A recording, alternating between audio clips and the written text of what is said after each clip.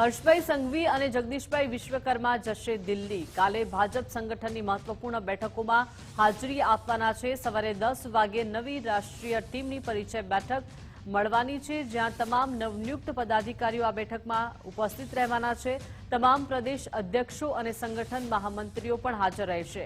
ભાજપ શાસિત રાજ્યોમાંથી એક સરકાર પ્રતિનિધિ રહેશે। ગુજરાત તરફથી હર્ષભાઈ સંઘવી બેઠકમાં હાજર રહેશે। પીએમ મોદીના જાહેર જીવનના 25 વર્ષ અંગે આ બેઠક, જ્યાં પીએમ મોદીના જન્મદિવસના કાર્યક્રમો અંગે આ બેઠકમાં ચર્ચાઓ થશે। સાંજે 6 વાગે નીતિન નવીનજીની સંગઠન બેઠક, જ્યાં પ્રદેશ અધ્યક્ષો અને પદાધિકારીઓ બેઠકમાં ઉપસ્થિત રહેશે।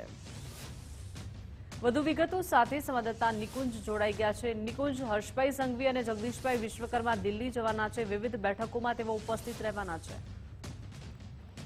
ભાજપના રાષ્ટ્રીય અધ્યક્ષ નીતિન નવીનની નવી ટીમ બન્યા બાદ દિલ્હી ખાતે એક પહેલી બેઠક બોલાવવામાં આવી છે।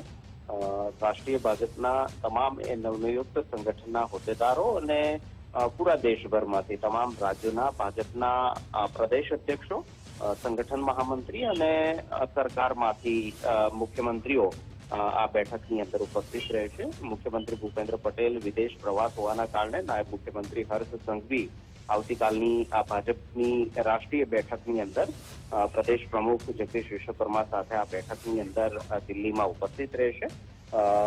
પરિચય બેઠક છે નવી કેન્દ્રની જે ટીમ બની છે, રાષ્ટ્રીય ભાજપની જે ટીમ બની છે તેની સાથે દરેક રાજ્યના પ્રદેશ અધ્યક્ષ અને સંગઠન મહામંત્રી અને સંગઠનના પ્રદેશ મહામંત્રીઓ પણ આ બેઠકની અંદર ઉપસ્થિત રહેવાના છે।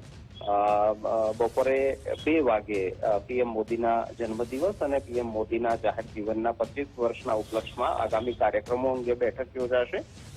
સાંજે રાષ્ટ્રીય અધ્યક્ષ નીતિન નવીનના સંગઠનના પદાધિકારીઓ અને પ્રદેશ અધ્યક્ષ સહિતના પદાધિકારીઓ છે તેમની જોડે પણ એક બેઠક મળવાની છે। તો બપોર 2 વાગ્યાથી આ બેઠકની શરૂઆત થશે અને મોડી સાંજ સુધી અલગ અલગ તબક્કાની અંદર આ બેઠકોની અંદર એ તમામ રાજ્યોના પ્રદેશ અધ્યક્ષો સાથે પણ ચર્ચા થશે।